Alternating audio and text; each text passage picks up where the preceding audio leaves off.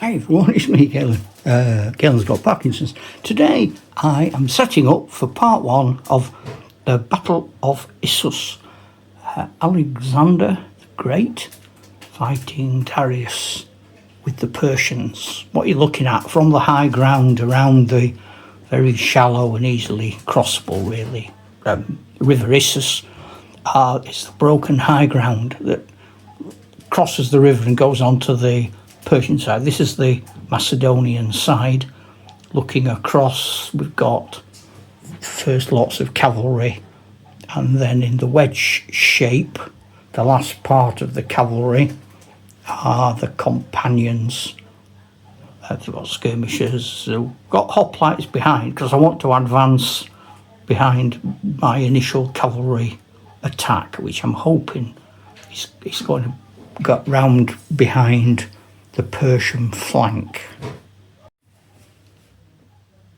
We're round behind the Macedonian phalanxes.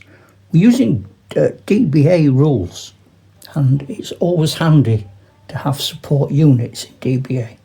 So I've got men behind who are skirmishers. They can run forward, and they usually don't do very well against hoplites and the types of troops they're likely to encounter in this, but you never know. So they're there, and maybe they can give a bit of support. But I've got plenty of troops. I've just got to keep all my options open. Now here I've committed quite a strong unit of hoplites to protect against what I suspect is going to be a Persian cavalry attack to try and get round the back of my army. If they don't do that, they can always switch and become a counter thrust or come back along my army to offer a much stronger rear support. Now we've just crossed the river, but we're still in the high broken ground. The Persians have got skirmisher troops on the broken desert road to Issus, and then their troops are spread out. They have hoplites, so they have some good troops. They outnumber Alexander by many bases. In the rule set, bases are important, and I've set the armies up exactly as they are in the rule set. I don't know how familiar you guys are with War Games Research Group. I started in the early 70s, mid-70s, using the War Games Research Group rules. Generally speaking, people thought they were too complicated, and so they brought out this, which to all intents and purposes is War Games Research Group. It's actually made by the War Games Research Group. This is 1990. The main difference is you don't keep lots of factors and scores. So in some parts, like War Games Research Group, you might have a man equals one base is 33 men, or one man is 33 men. We used to have units where you'd base them in 3s and 4s and 2s and 1s. So if you had to take one man off, you could. And if you had to take 3 men off, you could. And if you wanted to take 5 men off, you could take off a 4 and a 1. And it got complicated. And you had to keep score. So if you got 12 33rds, you had a big box. How many men, how many points, what's that equal? And it told you, and you had to write it down. Then you have to divide it by 33 or 15, or depending what the scale was. A lot of sums. So on this, it still looks, to the modern eye, relatively complicated.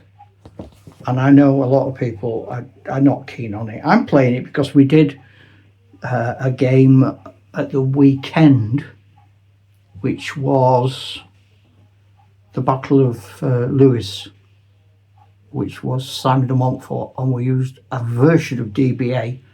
And a number of people have asked about it, and a number of people have wondered about it. A number of people have said, wow, I hate it. A number of people have said, oh, you know what, I might give that another go. I'm going to give it another go, because I've never found a rule set that I'm happy with for my 6mm ancients. I've tried up everything. So I'm going to see what happens using these guys. And I've used the army lists, of which there are 180, but there is here an army list for Alexander and Darius, and I've used that exactly as it is, apart from I don't have an elephant. It would have given Darius an elephant and I haven't got one, so I've given him troops that equal the same number of points as an elephant. The moves are in ranges are all in scales, like it'll say 400, which I take to mean 400 or whatever. Paces, I don't know.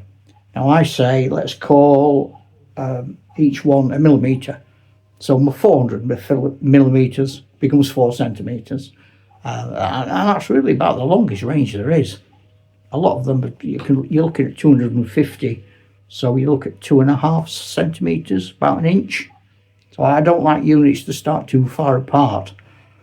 Otherwise you spend too much of the game wandering around.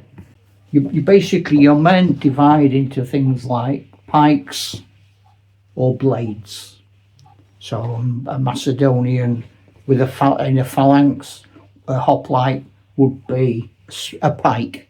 And you can have spears, and you've got swords and axes would be blades, and they get different pluses and minuses against each other. And then you would say, if you supported, you can have +1. Or you might say he's a Macedonian hoplite against a Greek mercenary hoplite. You can have +1. And then you throw dice, you add them together, all your factors. If you beat the enemy by double, half, he's got half your score, you take his base off. If you beat him but it's less than half, you're pushing back a base. Ta-ra, chuck.